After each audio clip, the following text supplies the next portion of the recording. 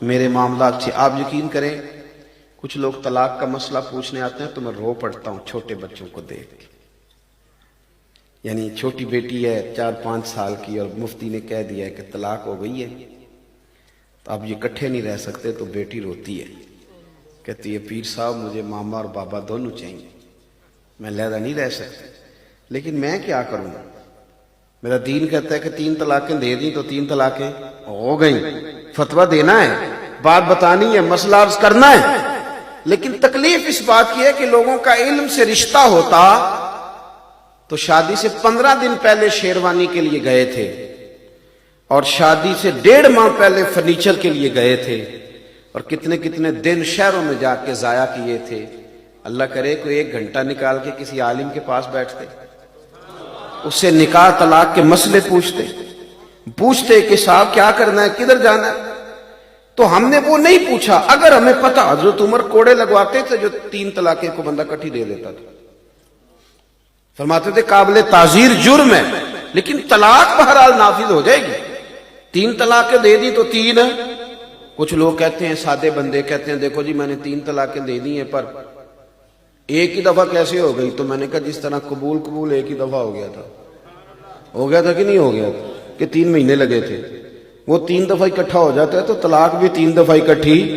کچھ اور بڑے بھولے ہیں وہ کہتے میری بیوی سامنے نہیں تھی تو میں نے کہا وہ تو نکاح کے ٹائم بھی کوئی نہیں تھی سامنے اس نے وصول نہیں کی تو یہ نکاح کا رجسٹری کا پتر اس نے وصول کیا تھا. ایسی بھولی باتیں کرتے ہیں اب آپ. تو عزیز اگر علم ہو پتہ ہو گھر نہیں ٹوٹتے. اگر آپ کو علامہ اقبال کہتے ہیں کہ جب میں لندن میں وکالت کرتا تھا تو ایک نوجوان نے پہلے مجھے وکیل بنا کر کے اس نے نکاح کیا پھر کچھ عرصے کے بعد بیوی سے اختلاف ہو گیا تو اس نے طلاق دینا چاہی. میں نے بھی اسے کہا کہ اتنی تم نے کوشش کے ساتھ نکاح کیا ہے. اس کے ماں باپ نے بھی سمجھایا سب نے کہا لیکن وہ کہنے لگا نہیں بس میرے دل میں اس کے لیے اب محبت نہیں رہی چھوڑنا چاہتا ہوں. یہ نوجوان میری بات پر غور کریں میں نے اب چھوڑ کے رہنا ہے.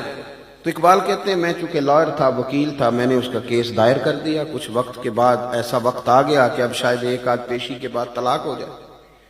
تو ایک دن وہ سر شام آ گیا کہنے لگے اقبال کیس واپس لے لو مجھے طلاق نہیں دینی.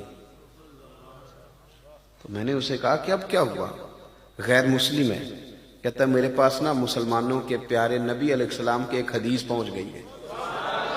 یہ حدیث کنز العمال میں مسند امام احمد میں دیگر کتب احادیث میں موجود ہے. وہ کہتے ہیں ایک حدیث نے نا میری سوچ بدل دی ہے. اگر آپ کی سوچ بدل جائے نا کبھی سوچ یعنی میرے پاس ایک بچہ تھا تو کہنے لگا لوگ چین نہیں لینے دیتے آپ فون بند کیوں نہیں کرتے. کچھ لوگ ایسے ہیں وہ صرف اپنا وقت دیکھ کے فون کرتے ہیں جس کو بھی کرتے ہیں. آپ اس کو بند کر دیں. اگر آپ کو کوئی کام کرنا ہے تو میں اسے کہتا ہوں یار میرا دل کرتا ہے میں فارغ بیٹھا ہوں یا کچھ کر رہا ہوں تو کوئی فون آئے کوئی بندہ مسئلہ پوچھ لے تو میں اسے عبادت سمجھ کے بتاتا ہوں. تو مجھے لگتا ہے کہ کافی ساری نیکیاں میں نے پیچھے جمع کر لی بیٹھے بیٹھے ایک مسئلہ بتا کے. تو میں اس شرعی معاملات کے لیے اس کو آن رکھتا ہوں کہ شاید کوئی ایسا موقع مل جائے کسی کو بات بتانی پڑ جائے. ہاں کسی محفل مجلس میں ہوتا ہوں تو بند کر لیتا ہوں. میرے بھائی اگر آپ کا ذہن بن جائے نا کہ یہ عبادت ہے پھر آپ کا رنگ اور ہوتا ہے.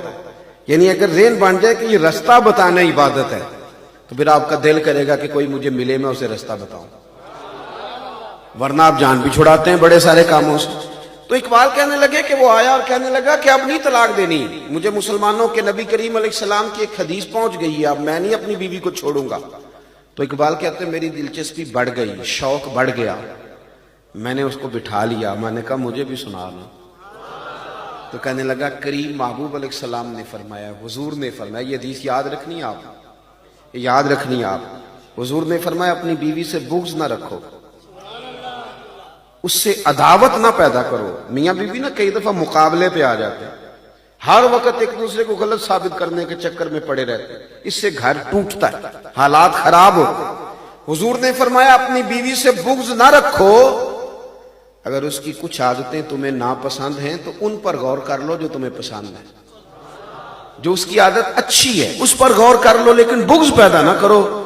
وہ کہتا ہے میں نے کل یہ حدیث مجھ تک پہنچی میں نے پڑھی تو میرا تو بالکل نا زاویہ نگاہ ہی بدل گیا سوچ ہی تبدیل ہو گئی. گویا میں ادھر جا رہا تھا حضور کے فرمان نے مجھے اس رستے پہ ڈال دیا ہے. کا معنی کیا ہے؟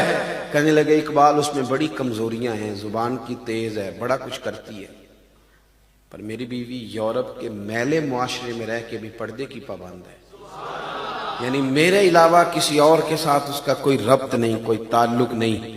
تو میں نے سوچا ہے کہ یہ جو حضور کا فرمان ہے یہ میرے لیے. تو روٹی تو بندہ ہوٹل سے بھی کھا لیتا ہے، کپڑے تو دھوبی سے بھی دھلوا لیتا ہے، لیکن یہ کام یورپ میں رہ کے اتنا پاک، لہذا آپ کیس واپس لے لیں. تو اقبال کہتا ہے میں اڑ گیا، میں نے کہا اب نہیں واپس لینا، تیری نگاہ ناز سے دونوں ہی مراد پا گئے. عقل غیاب جستجو عشق حضور و اضطراب، اب نہیں واپس لوں گا میں. وہ کہتے کیوں، آپ کیوں نہیں لے گئے؟ تو کہنے لگے پہلے اس محبوب کا کلمہ پڑھ جنہوں نے تیرا گھر بچایا ہے.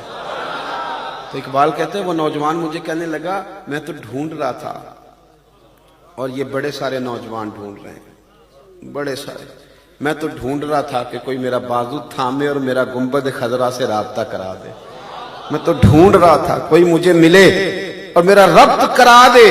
تو ٹھیک ہے، آپ مجھے مل گئے تو میری خوش قسمتی، پڑھائیے کلمہ، میں ابھی مدینے والے کا غلام بن جاتا ہوں. جب آپ کو آپ یقین کریں، صرف شعروں پہ وجد نہیں ہوتا، حدیثوں پہ بھی ہوتا ہے. اللہ کرے کبھی آپ کو چسکا لگ جائے گا، کبھی چسکا، کبھی حضور کے فرمان پہ جھومنے کا چسکا لگ جائے. اوئے ہوئے ایک حدیث پڑھ لیں، سارا دن طبیعت شاش بشاش رہتی ہے، مزہ ہی رہتا ہے، مزہ ہی یعنی لطف ہی رہتا ہے اور کمال ہو جاتا ہے.